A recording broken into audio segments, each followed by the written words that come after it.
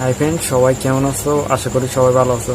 সাধারণত আমরা সবাই জানি যে কিভাবে ফেসবুক ডিএক্টিভ করতে হয়, বাট অনেকে জানি না যে কিভাবে মেসেঞ্জার ডিএক্টিভ করতে হয়। সো যারা জানি না তাদের জন্য এই ভিডিওটি।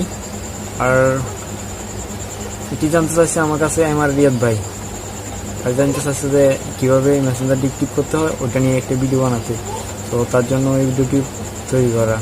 তো আপনারাও শিখে রাখুন, কাজে লাগবে। আর আমার ভিডিওটি ভালো লাগলে একটি লাইক করবেন, আর আপনার মূল্যবান মতামত জানাতে একটি কমেন্ট করবেন। আর আমার নিত্য নতুন ভিডিওগুলি পেতে সাবস্ক্রাইব করুন, আর পাশে থাকা বেল আইকনটি বাজিয়ে দিন, যেন সবার আগে আমার নতুন ভিডিওগুলি আপনার নোটিফিকেশনের মাধ্যমে আপনার মাঝে পৌঁছে যায়।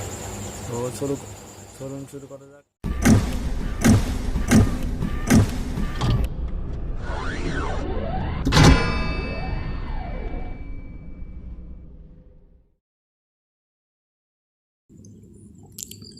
বরাবরের মতো আমরা মোবাইল স্ক্রিনে চলে আসলাম। আসার পর ফেসবুক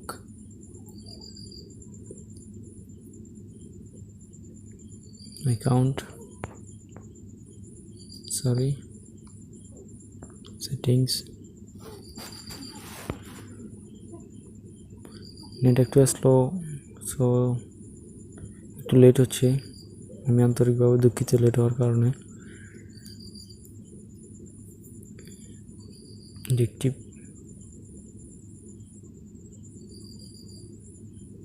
সরাসরি পাসওয়ার্ড চাইছে কি লিখে, এখানে আমার পাসওয়ার্ড চাইতেছে। পাসওয়ার্ডটা দিয়ে নিই। পাসওয়ার্ডটা দেওয়া শেষ। For close অটোমেটিক্যাল deactive.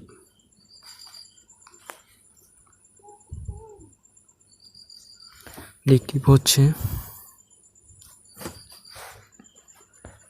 Okay, deactive হয়েছে। সো মেসেঞ্জার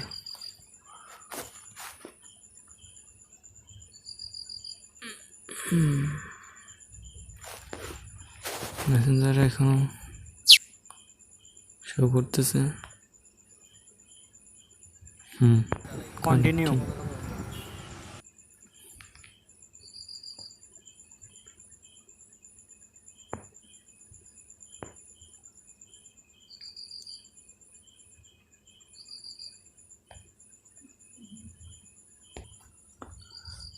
মেসেঞ্জার আসার পর এখানে ক্লিক করবেন ফর ডিএক্টিভ মেসেঞ্জার।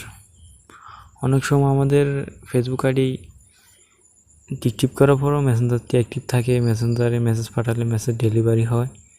সো এখন থেকে এইখানে আপনার পাসওয়ার্ড দিয়ে মেসেঞ্জারটি ডিএক্টিভ করে নিতে পারেন। আমি ডিএক্টিভ করে দেখাচ্ছি। আমি এখন মেসেঞ্জারটি ডিএক্টিভ করে দেখাচ্ছি।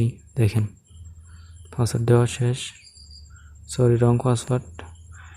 আসলে আমার পাসওয়ার্ডটি ভুল হচ্ছে কেন আমি বুঝতেছি না। ভুল হতেই পারে। সো আপনারা এখানে পাসওয়ার্ডটি দিয়ে ট্রাই করলেই হয়ে যাবে। পাসওয়ার্ডটি আবার দিয়ে ট্রাই করতেছি। ডিএক্টিভ এখানে ডিএক্টিভ করে নেবেন। আমি করলাম না, আমার দরকার না ডিএক্টিভ করার, আপনাদেরকে দেখানোর জন্য ওইটি করলাম আর কি। সো আপনার জন্য এত কষ্ট করে ভিডিও তৈরি করি, বাট আপনার লাইক কমেন্ট সাবস্ক্রাইব কিছুই করেন না।